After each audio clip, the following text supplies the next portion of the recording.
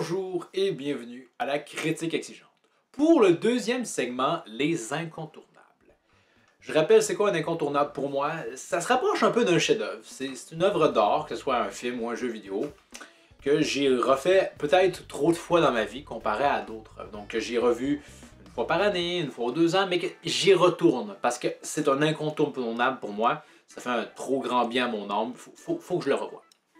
Et l'incontournable, le deuxième, c'est définitivement un incontournable parce que j'ai probablement vu ça 20 fois. C'est le meilleur épisode de Bleach à mes yeux, mais qui aussi est le premier que j'ai jamais écouté, l'épisode 98.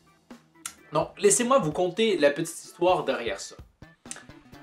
Bleach a toujours eu une place spéciale pour moi parce que je connaissais déjà à l'époque l'animation japonaise. J'y étais confronté souvent via Dragon Ball, Sakura chasseuse de cartes, Yu-Gi-Oh, Pokémon, Digimon.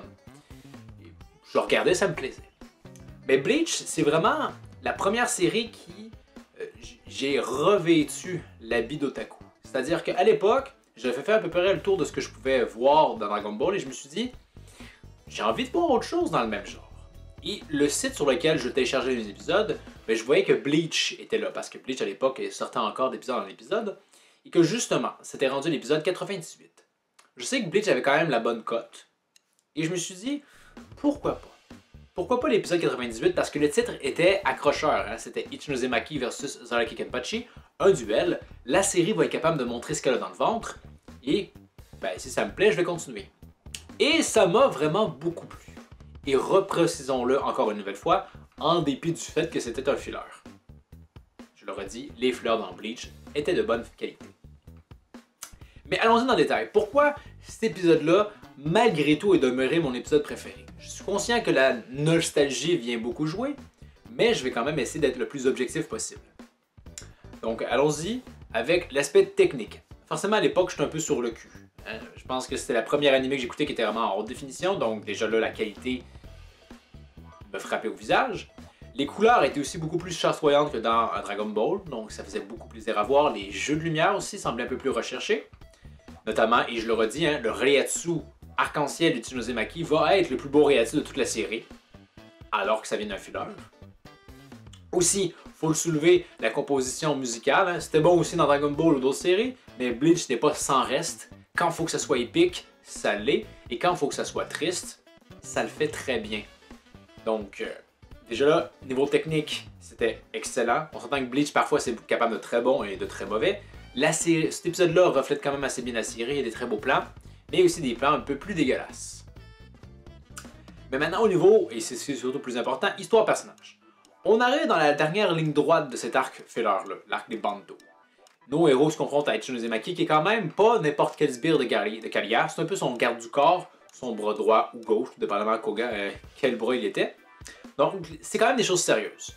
Et dans cet épisode-là, Ichinozemaki va être mis en valeur à travers les propos de Hitsugaya. Si ça n'avait pas été Zaraki Kenpachi, il aurait probablement réussi à faire beaucoup de blessés, voire même à en tuer. Et Zaraki Kenpachi va devoir enlever son bandeau, son cache-œil, pour réussir à le vaincre. Donc quand même, c'est pas une sous-merde, on a réussi vraiment à mettre en valeur ce personnage-là à travers de sa puissance, ce qui est une bonne chose. Mais ce qui est encore plus intéressant à propos de Ichinozemaki, c'est simplement son propos dans l'histoire. Je pense que c'était un des éléments les plus intéressants, voir qu'est-ce qui va arriver avec ce personnage-là. Parce qu'il y a quand même une nuance de gris. Il veut servir la justice, et lui, il n'est pas d'accord avec le fait que son ancien capitaine a été buté par le nouveau, puis qu'il est juste censé prêter allégeance à un nouveau. Il dit que cette règle-là n'a pas de sens. C'est un personnage qui fonctionne à merveille dans Bleach. Et là, on a un peu la semi-conclusion, parce qu'il reviendra plus tard, dans l'épisode 108. Mais on a quand même sa semi-conclusion. Au final, c'est Zaraki Kenpachi qui joue bien son rôle de bourrin, mais plus sage qu'on voudrait le croire. Il fait par contre conscience que, en fait, en réalité, il se ment lui-même. Ce qui compte plus pour lui, c'est non pas ses idéaux de justice, mais sa quête de vengeance. Donc dans ce final, haut en émotion, haut en couleur, il y a Ichinose qui parvient enfin à atteindre son plein potentiel en très sereinement, et c'est là qu'il y a quand même quelque chose de poétique là-dedans, très sereinement décide de s'abandonner à la vengeance, et ça lui permet de réaliser des sommets, de surprendre Zaraki Kenpachi, mais quand même de ne pas le vaincre malgré tout. Donc vraiment, niveau histoire, je trouve que c'est un épisode qui fait très bien le café, et il faut comprendre que même quand je l'avais écouté la première fois, je comprenais pas grand-chose, mais ça marchait quand même. Je comprenais quand même ce que j'avais besoin de comprendre. Et aussi, c'est très comique de dire que j'étais charmé par l'épisode de Bleach, alors que Ichigo, le personnage principal, fait à peu près rien dans ça. Donc, c'est un épisode qui fonctionne bien dans son tout, dans l'arc, mais qui fonctionne aussi bien en lui-même. Et c'est pourquoi je le regarde toujours à chaque fois. Parce que oui, ça active un peu de nostalgie en moi, mais simplement parce que c'est un excellent épisode, avec mon personnage préféré, Ichino Uzumaki, parce que ses pouvoirs, ses capacités sont bien illustrées dans cet épisode-là. C'est un bon combat, il y a de l'émotion, c'est un épisode, le meilleur épisode de Bleach à mon avis, mais là c'est très personnel. Et ça conclurait un peu cet incontournable qui forcément peut être plus court parce que je parle que d'un seul épisode. Mais on peut quand même essayer de ratisser un peu plus large. Donc, c'est mon épisode préféré de Bleach. En avez-vous un préféré de Bleach? Est-ce que dans le gros lot d'épisodes, parce que je pense qu'il y en a combien 370, est-ce que dans un qui vous a particulièrement marqué? Donc, une fois mon part dans les commentaires, mais on peut ratisser encore plus large que ça pour n'importe quelle série. Hein? Est-ce qu'un épisode vraiment qui vous a marqué? Et bien évidemment, hein, pourquoi? C'est ça qui est le plus intéressant. Hein? Mettez du muscle après cet os. Donc, merci d'avoir regardé. Donc, pour la prochaine critique exigeante, ça va être un top 5 de mes OAV/films préférés de Dragon Ball.